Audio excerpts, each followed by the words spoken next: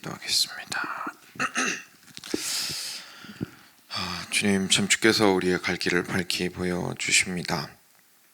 그리고 우리에게 오라고 불러주시니 우리가 기쁘게 듣고 순종하기 원합니다. 오늘 주님께서 여기에 계시니 우리가 주의 말씀을 듣고 기도하며 생각하니 정말 주님만이 참 진리라는 사실이 드러납니다. 주님, 귀한 찬양의 가사와 같이 정말로 저희가 속히 이 아침 눈을 뜨자마자 주님 앞에 나와서 주의 말씀을 듣기를 원하옵나이다. 주님께서 말씀을 통하여서 우리 가운데에 역사하여 주시고 정말 우리의 관절과 골수를 찔러줘 계시고 우리 마음의 가장 깊숙한 곳에 있는 것들을 드러내시며 참 그 은밀한 것들이 온전히 드러나 주님께 드려지고 주님 앞에서 참 변화되게 되며 그리고 주님을 더욱더 깊이 있게 사랑하는 삶으로 나아가게 되는 놀라운 일들이 있을 수 있도록 주님 이 아침 우리에게 또한 말씀하여 주시옵소서. 하나님, 매일 아침마다 주님께 나온다고 하여서 이 시간이 단지 습관적이거나 일상적인 시간이 되지 않도록 하여 주시고 오히려 매일 아침마다 살아계신 하나님의 살아있는 말씀을 듣는 시간이 오니 항상 주의 말씀을 들려주시는 주님께 감사하기를 원합니다. 하나님, 오늘도 저희가 주께서 들려주실 그 말씀을 기대하오며 저희의 마음을 열어주시기를 다시 한번 간구드립니다. 우리 주 예수 그리스도의 이름으로 기도드렸습니다. 아멘. 네, 호세아 오늘은 6장입니다. 6장 같이 보겠습니다.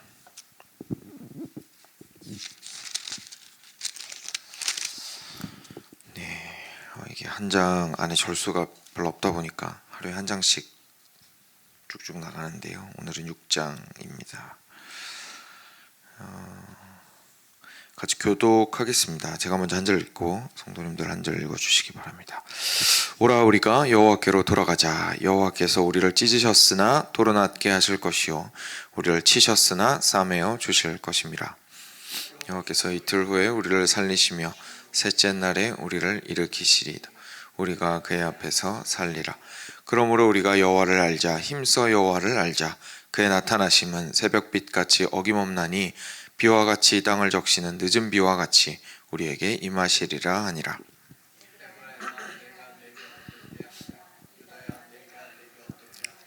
너희의 인애가 아침 구름이나 쉬어 없어지는 이슬 같도다.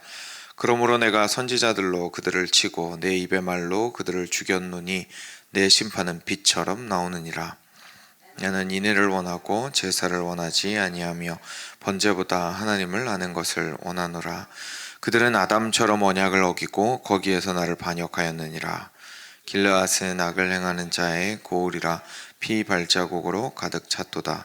강도 떼가 사람을 기다림같이 제사장의 무리가 세겜길에서 살인하니 그들이 사악을 행하였느니라. 내가 이스라엘 집에서 가증한 일을 보았나니 거기서 에브라임은 음행하였고 이스라엘은 함께 읽겠습니다. 또한 유다여 내가 내 백성의 사로잡힘을 돌이킬 때에 내게도 주수할 일을 정하였느니라. 아멘. 네. 정말 저희가 많이 유명한 말씀이죠. 그리고 찬양도 있는 것 같습니다. 그래서 그 말씀이 여기 호세아 6장에 등장을 하게 되는데요. 하나님께서 이스라엘 백성들을 향하여서 굉장히 강한 징계와 그리고 경고의 말씀들을 하신 후에 호세아가 이제 다시금 이스라엘 백성들을 불러내는 다시금 우리가 하나님께로 돌이키자고 말하는 회개를 촉구하는 그런 메시지를 전하고 있습니다. 그래서 1절부터 3절이 보시면 그런 내용으로 이루어져 있는데요. 오라 우리가 여호와께로 돌아가자. 여호와께서 우리를 찢으셨으나 도로낫게 하실 것이요 우리를 치셨으나 싸매어 주실 것임이라. 여호와께서 이틀 후에 우리를 살리시며 셋째 날에 우리를 일으키시니 우리가 그의 앞에서 살리라 라고 이야기하고 있습니다.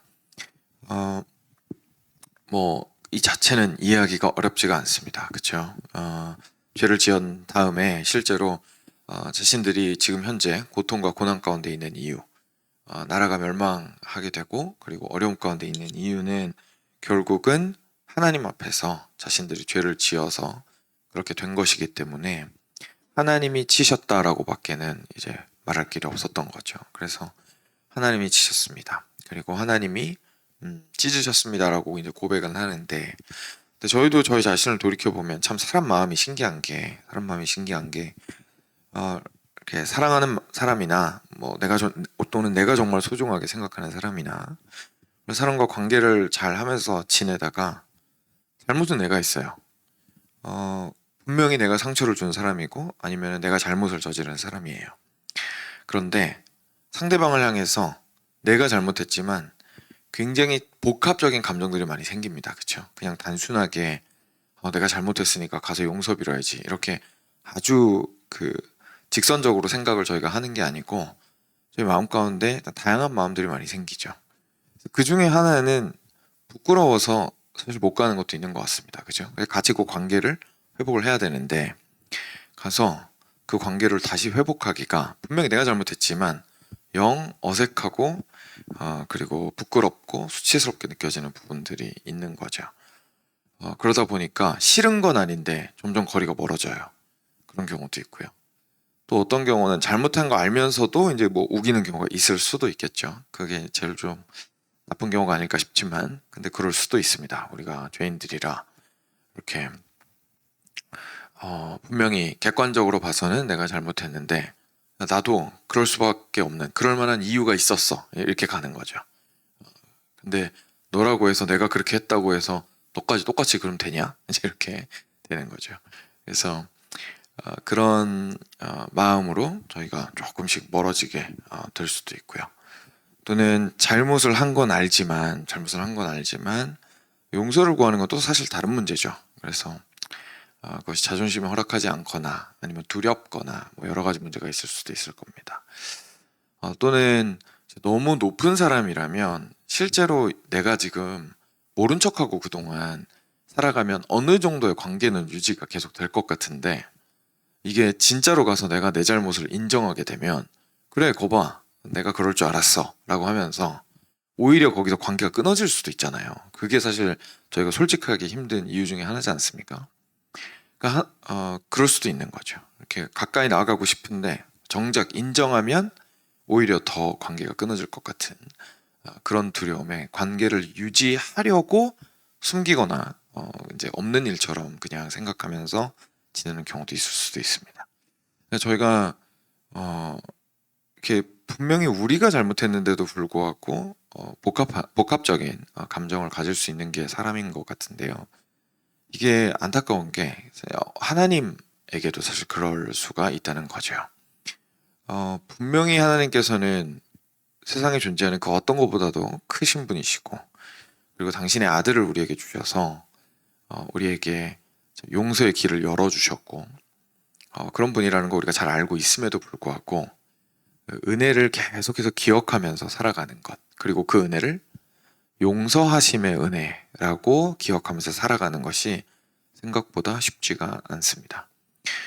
그래서 하나님 앞에 나아갈 때에 처음 몇 번은 그래도 나아갈 수 있지만 그리고 우리가 달라고 할 때, 그죠? 간구할 때는 하나님께 나아갈 수 있지만 죄를 짓고 나서 너무 명백하게 내가 너무 많이 잘못했고 내가 하나님께 등을 돌려서 많이 멀어졌다는 생각이 들면 다시 회복을 하나님에게 가서 구하기가 참 어려운 것이 우리의 마음입니다. 그리고 그때 여러 가지 앞서 우리가 사람에 대해서도 가지게 되는 다양한 감정들이 우리 안에서 생기게 되는 것 같습니다. 저는 우리가 기독교 신앙에서 은혜에 대해서 오해를 하게 될 때에 가장 크게 발생할 수 있는 문제가 바로 이 문제라고 생각을 합니다. 우리가 은혜를 우리의 노력으로 얻는 것이라고 생각할 수 있습니다. 그러니까 그게 되게 사람이 아이러니한 건데요. 처음에 예수님 믿을 때 우리 이렇게 생각합니다. 우리의 노력으로 예수님을 얻는 것이 아닙니다. 이렇게 생각합니다. 그죠? 맞는 거고요. 그래서 믿음으로만 구원받을 수 있습니다. 이렇게 생각을 하죠. 그래서 그걸 가지고 이제 은혜라고 이야기를 합니다. 그리고 나서 이제 기독교 신앙 안으로 들어왔습니다. 근데 희한한 게 시작은 그렇게 했는데 시작은 내가 이제까지 한 게 날 구원한 게 아니라 예수님 때문에 구원받습니다. 이렇게 얘기를 했는데 시작은. 근데 들어와서는 희한하게 그런 생각이 잘 안 드는 거예요. 들어와서는 그래도 내가 은혜 받을 만한 뭔가를 해야 은혜가 올 수 있다라고 생각을 하게 되는 거죠. 그 참 사람이 바리새인을 보고 손가락질 할 수 없는 이유 중에 하나입니다. 그 굉장히 자연스러운 사람의 본성이에요. 그러니까 이유를 자기 안에서 찾는 것이. 그래서 내가 뭘 받을 만한 놈이어야 받을 수 있지 않을까? 이 생각하는 것이 저희의 본성입니다. 그러니까 시작부터 그렇게 은혜로 들어왔음에도 불구하고 들어오고 나서는 은혜보다는 나의 노력을 어느덧 바라보고 있는 것이 사실 우리들이 되게 되는 거죠. 그렇게 생각을 하다 보면 내가 잘못했을 때 하나님에게 갈 수 있을까요? 없을까요? 상당히 힘들어집니다. 하나님께 가더라도 이런 마음이 있죠. 하나님, 제가 이번에요 잘못했는데요, 하나님 혼내지 마세요 라는 의미로 하나님한테 갈 수 있습니다. 하나님 혼내지 마세요. 제가 잘못했습니다. 혼내지 말아주세요. 제가 솔직하게 잘못한 건 인정합니다. 그런데 우리 마음에 뭐가 있냐면 그렇게 뒤로 물러선 그 길에서 돌이키는 건 결국 누구 일이라고 생각하는 겁니까? 결국 내 일이라고 생각을 하는 거예요. 그러니까 하나님한테 가서는 일단 하나님 더 이상 저를 좀 힘들게 하지 말아주시고, 그리고 벌 주지 마시고, 너무 제가 이렇게 더 힘들게는 하지 마시고 저를 좀 붙들어 주시고, 제가 이거 문제 해결은 제가 어떻게든 좀 해가지고 장부를 깔끔하게 만들어서 다시 하나님께 제출하도록 하겠습니다 라는 생각이 우리도 모르게 있는 거죠. 그러니까 그게 굉장히 자연스럽게 저희 머릿속에 있는 생각이고 마음일 때가 참 많이 있습니다. 근데 성경이 우리한테 이야기하는 바는 그렇지 않죠. 하나님께서 우리를 치게 하셨고 우리를 치셨고 찢으셨다라고 표현하는 것은 하나님께서 굉장히 명백하게 우리에게 우리가 한 일에 대해서 죄라고 말씀하시고, 그리고 우리를 교훈하시기 위해서 거기에서 징계를 하실 수도 있다라는 것을 전제로 하고 있습니다. 그런데 그랬을 때에 하나님께서 그렇게 하신 이유는 우리를 내쫓으려고 그렇게 하신 것이 아니기 때문에 돌아오라고 하신 것이기 때문에 그 징계를 받으면 받을수록 오히려 어떻게 달려들어야 됩니까? 하나님께로 달려들어야 한다라는 사실을 저희가 보게 되는 것이죠. 그러니까 하나님한테 혼났으니까 삐져서 딴 데 가지 말고, 그죠? 그리고 또는 하나님한테 혼났으니까 혼내킨 그 하나님이 날 뭐 계속 사랑해 주시겠어? 라고 생각하지 말고, 무슨 잘못을 했든지 상관없으니까 어디로 돌아가야 된다고요? 여호와께로 돌아가자라고 호세아가 이야기를 하고 있는 겁니다. 그래서 혼자서 뒤에서 장부 정리를 끝내고 칭찬받을 걸 가지고 하나님한테 갈 것이 아니라 어차피 깨어지고 상한 것이 하나님께서 허락하신 것이라고 이야기하고 있으니까 상한 마음, 깨어진 마음을 그대로 가지고 하나님께로 돌아가는 것이 우리가 참 은혜가 필요한 사람들입니다라는 것을 인정하는 모습입니다. 그리고 그것에 돌아갔을 때 너무 감사하게도 하나님께서는 우리를 치셨지만 싸매 주실 것이고 도로 낮게 해주실 겁니다. 그래서 여호와께서는 이틀 후에 우리를 살리시고, 그러니까 순차적으로 하실 거라는 거죠. 셋째 날에는 우리를 일으키시리라. 그러면서 거기서 끝나지 않고 우리가 그분 앞에서 계속해서 살아갈 것이다 라고 이야기하고 있습니다. 결국 하나님께서 원하시는 것은 맨 마지막 이 말인 거죠. 우리가 그의 앞에서 살리라. 결국 하나님이 원하시는 건 당신이 보셨을 때에 완벽한 인생을 사는 사람을 채로 거르듯이 걸러내서 그 사람들과만 살겠다는 것이 아니라 하나님의 백성을 하나님이 거룩하게 하심으로 항상 하나님 앞에서 살아가도록 하시는 것이 하나님이 진짜로 원하시는 길입니다. 그러니까 저희도 저희 자신을 포기하면 안 되겠죠. 그렇기 때문에 3절에 그러니까 이제 우리가 해야 될 일이 명확해집니다. 우리가 여호와를 알자. 힘써 여호와를 알자. 그의 나타나심은 새벽빛같이 어김없나니 비와 같이 땅을 적시는 늦은 비와 같이 우리에게 임하시리라. 그래서 사랑하는 여러분, 호세아가 그렇기 때문에 성도들에게, 그 이스라엘 백성들에게 촉구하고 있는 것은 우리 제발 여호와를 깊이 있게 알아가자라고 이야기하고 있습니다. 지난 아마 금요일인가요? 토요일인가요? 본문에서 나왔던 말씀이죠. 4장에 내 백성이 지식이 없으므로 망하는도다.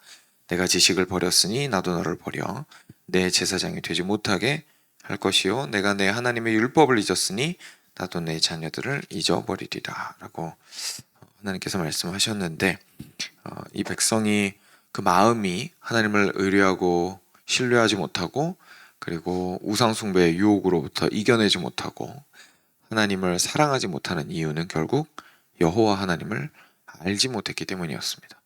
그래서 하나님께 돌이킨다라는 것이 그냥 단순하게 눈물 많이 흘리고 끝나는 게 하나님께 돌이키는 게 아닌 겁니다.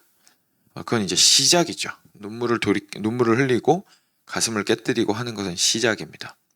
문제는 온전하게 하나님의 품 안에 들어가는 그 길이 바로 어떻게 하는 거냐면 여호와를 깊이 있게 힘써서 알아가는 것으로서 된다라는 것을 저희가 기억할 필요가 있습니다.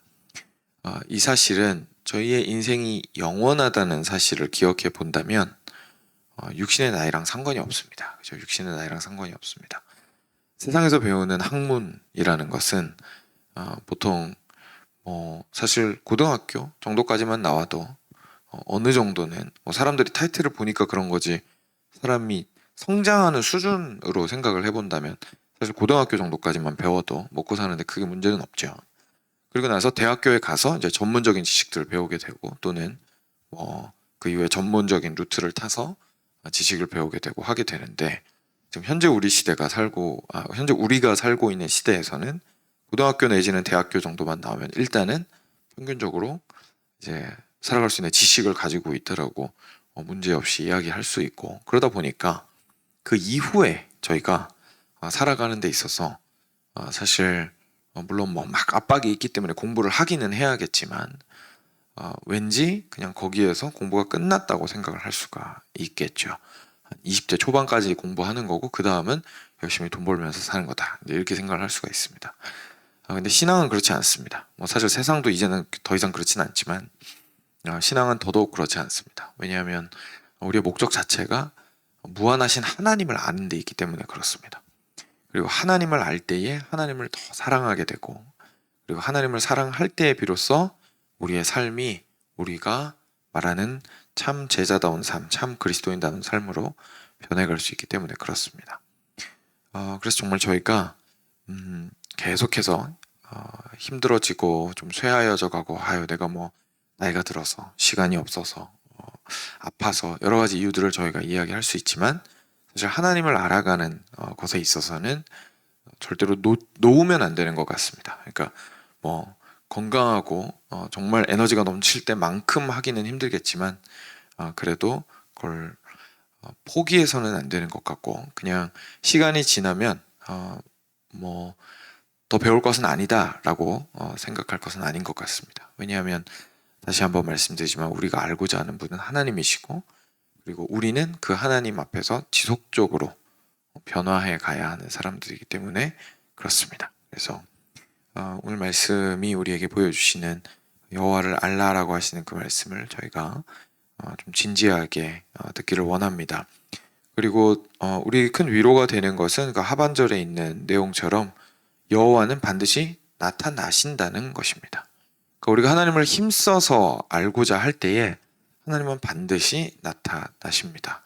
하나님을 찾는 자에게 하나님께서는 나타나신다고 이야기하고 있습니다.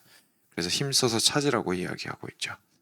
너무 곤고할 때에, 너무 하나님을 알고자 하고 찾고자 했을 때에 가장 위로가 되는 말씀이었던 것 같습니다. 아무리 열심히 해도, 아무리 하나님을 찾아도 하나님께서 나타나시지 않는다면 우리가 얼마나 사실 실망할 수밖에 없고 힘들 수밖에 없을까요? 근데 하나님께서는 찾는 자에게 반드시 나타나신다고 약속을 하셨습니다. 그래서 우리가 여호와를 힘써 알기를 원해야 될 겁니다.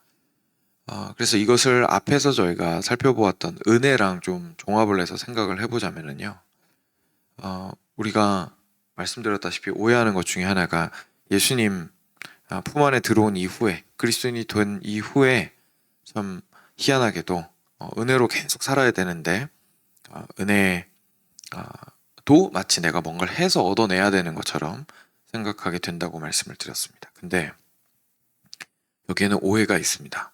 은혜가 정말로 내가 아무것도 안 해도 되는 것처럼 생각하는 오해가 있습니다.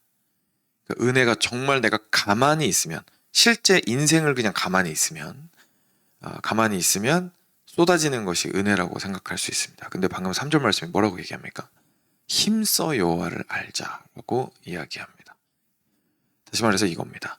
은혜라는 것은요, 은혜를 내려주시는 분이 은혜를 주시기 때문에 은혜라고 말하는 겁니다. 그러니까 우리가 가게에 가서 물건을 사는 건 은혜가 아닙니다. 왜냐하면 그 직원은 반드시 내가 준 값만큼의 물건을 내놓아야 됩니다. 그 사람의 의무입니다. 그죠? 파는 사람의 의무입니다.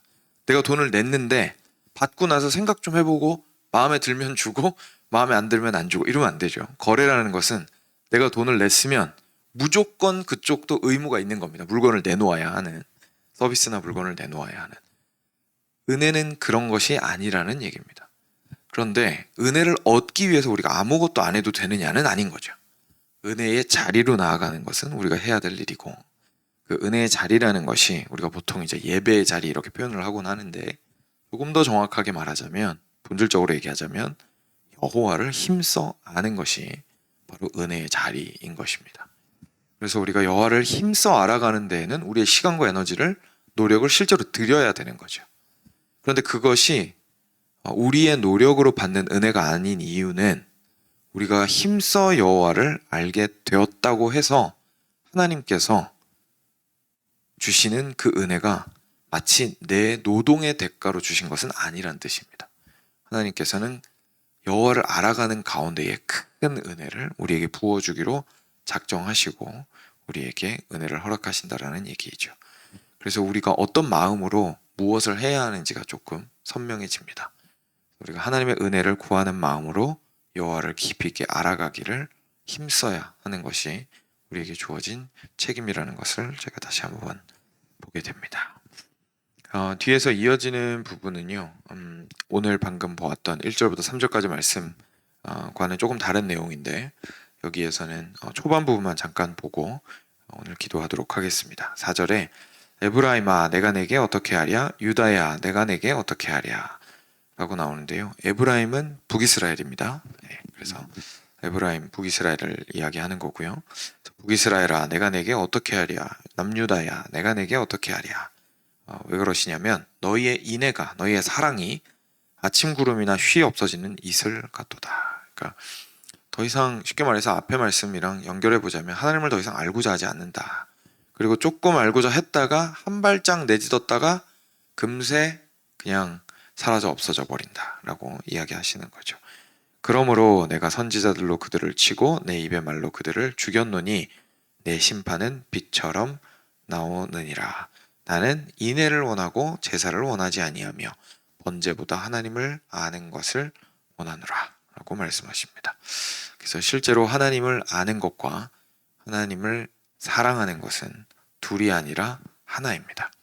그 모든 것들이 우리가 제사 지내는 것, 번제 드리는 것, 다시 말해서 종교적 행위를 하는 것보다 훨씬 더 중요합니다. 그리고 그렇지 않았을 때에 우리는 결국 그리스도인이라는, 하나님을 믿는 사람들이라는 저희의 이름을 무슨 의미인지 사실 모르고 그냥 가지고 있는 것이 되어버릴 겁니다.